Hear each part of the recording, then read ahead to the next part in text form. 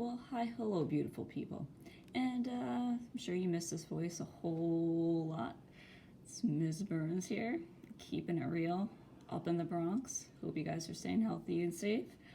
So, what I want to do is give you guys a little overview of the work you've been doing for the causes of World War II, kind of like a little review guide via me. So what are the things you really should have focused on when you complete these handouts? Okay, first off, number one, these handouts should really seem or act like your notes, right?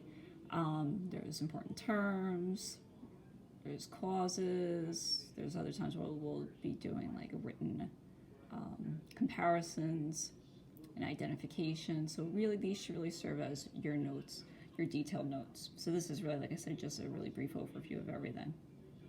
All right. What are our main focuses?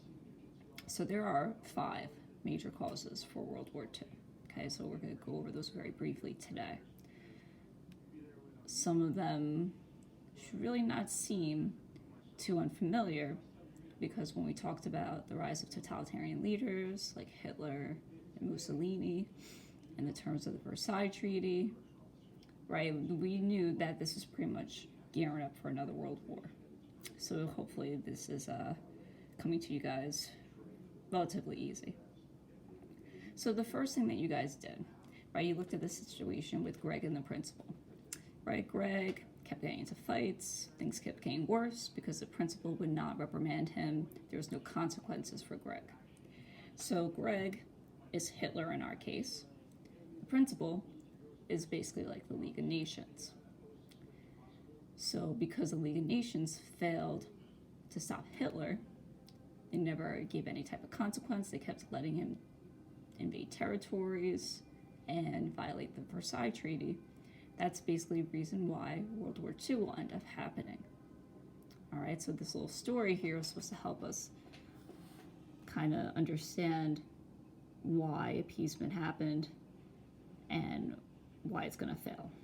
So our first cause out of the 5. First cause is the Treaty of Versailles. So if you look at the Treaty of Versailles, it laid out very tough reparations, payments that Germany had to pay. They lost territory, they lost the military. Any person who had half a brain in their head at this time would have known that the terms of the treaty were going to sink Germany's economy into a depression. It was going to make Germany economically unstable. But that's why some historians say World War I was really just, World War II was really just, and World War I were really just one major conflict, right? The idea that they ended World War I maybe because people were just really tired of fighting, of expending resources, of constantly being in a stalemate, right? Who wants to be out there in the trenches in the mud all the time? You see people dying, and yet there's no clear winner.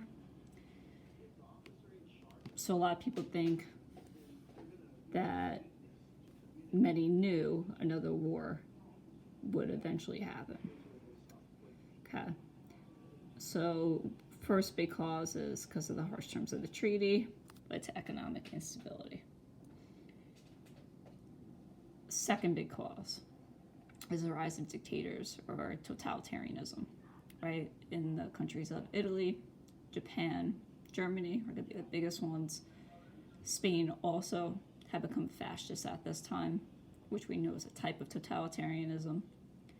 So the totalitarian fascist leaders like Hitler and Mussolini believed in ideas like militarism, imperialism, and nationalism. If I'm going to build up a big army and get a big stockpile of weapons, well, what am I going to do with all that, nicely trained army and big stockpile of weapons? I'm going to use them. Now, the imperialism comes in is because Hitler wanted to take back territories he had lost, especially those colonies that were stripped from him. And Italy as well had felt unhappy with the terms of the treaty and also sought to take back the territory or get more territory.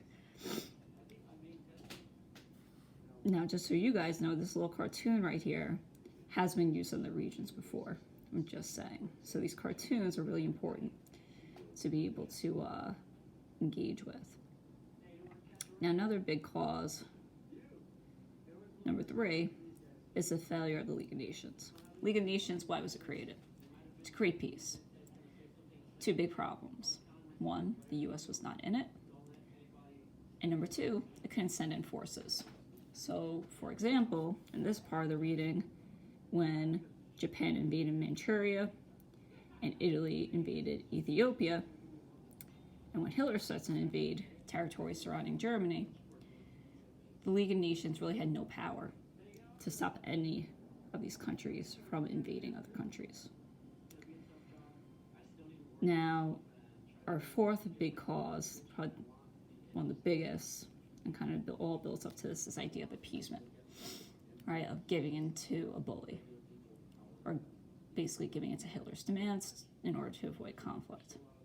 Simplest way I could put it is, imagine if you want something really bad, and you kept nagging your parents for it, right? You want a new phone, and you keep nagging and nagging and nagging your parents until eventually they just crack and they buy you what you want because they just don't want to hear you nag anymore, and they hope that will stop your nagging. That's what appeasement is. Okay, you're giving in to someone's demands, hoping it's going to avoid future conflicts. So that's what countries like Britain and France were doing. Now, the problem with appeasement, actually, well, first, the reasons why appeasement happened. Right, other than to try to prevent war. The other thing was that some countries felt like they needed more time to rearm. They need to buy time. Okay, people weren't ready for another major world war.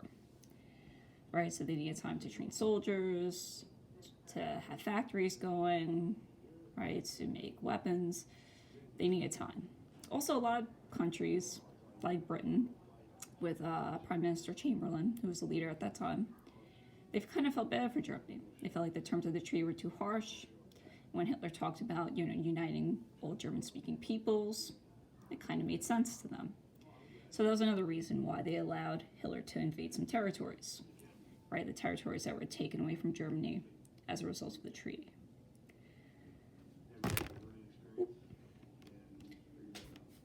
The other thing is that some people believe appeasement would be useful because it would keep a stronger Germany meant that it could help protect against Russia. And Russia was a fear of ours at this time. Russia had become communist. We were not a fan of communism. So in some ways, some countries saw that actually as a good thing, that Germany was becoming stronger. Okay. Now, there's a few terms in here that I really want to bring attention to as far as, well, what are some other things you should know other than causes of World War II and how they were going to lead to another, conflict. You should be familiar with the territories that were being invaded. So like I said, Italy's invasion of Ethiopia, Japan's invasion of Manchuria, and for Hitler, he invaded places like the Sudetenland. Okay, so if we look at our little map, where's my little map? There's my little map. Right, so if we go look at the little map, right, so the Sudetenland was the western part of Czechoslovakia. Eventually Hitler will take all of it as a result of the Munich Agreement. Right, so we should also be familiar with the Munich Agreement term. Right, that was basically what Britain and France allowed Germany to do, right, to annex, right, or take over part of Czechoslovakia and eventually all of Czechoslovakia. They also had the Anschluss. That's a term you should know, Anschluss, which was mentioned in the reading. And that was basically Germany's union with Austria, because there were a lot of German-speaking people in Austria. And they also had taken back the Rhineland. Okay. Now, 2 important individuals here. You have Chamberlain, who's the prime minister. But then, later on, they mention another gentleman named Churchill. And he will end up being the prime minister during World War II of Britain. He'll be the next one. So they had different views on appeasement and the Munich Agreement. Chamberlain really thought the Munich Agreement would work, whereas Churchill just believed that that Germany was just going to keep getting stronger and stronger and stronger. So what's our last and final clause? I'm going to come back to that cartoon. Last and final clause, which you guys are going to learn this week, is when Hitler invaded Poland. Right, so we will compare and contrast World War I, World War II clauses, but this is a spark, right? So if spark of World War I was an assassination, spark of World War II is just when Hitler invades Poland. This is our fifth and final clause, and this is what sparks World War II. So we'll go into this more after you guys do the next set of work after next week, this upcoming week. Now, one cartoon I really wanted to focus on was this one, okay, from Dr. Seuss. So if you notice, on the boy's shirt, it says appeasement. He's got lollipops, and we know these are Nazi monsters because they're wearing swastikas, right, which was a symbol of Nazi Germany. So, you see these monsters, the little boy says, one more lollipop and then you all go home. But if you look at those monsters, they're looking pretty vicious. They don't look like they're trying to stop anytime soon. So this is what we're trying to say here is, well, okay, the failure of appeasement, right? The idea that Hitler's aggression was not going to stop by giving him one more lollipop, one more piece of territory. It wasn't going to make him stop trying to gain more power. Now, last bit I want to go over. So if you were to look at the PowerPoint, I put in plus portals. There is this one slide with the acronym MINT. So if we were to compare and contrast clauses of World War I versus World War II, if you look at many of the terms, they're exactly the same, right? We use the acronym MENIA, or maybe MEAN, for World War I. So the M in that was militarism, and the same that goes here, as well as the I in mania, or mean, right? We look at the word mint, imperialism is there, nationalism's there, that was the N in mania. With the one difference is the rise of dictators, which happened because people had given up faith in democratic countries. They blamed democratic countries for the terms of the treaty, and that's what gave way to these dictators. And that is our review of the clauses for World War II. So hopefully this helps. If you got questions, please don't hesitate to email me.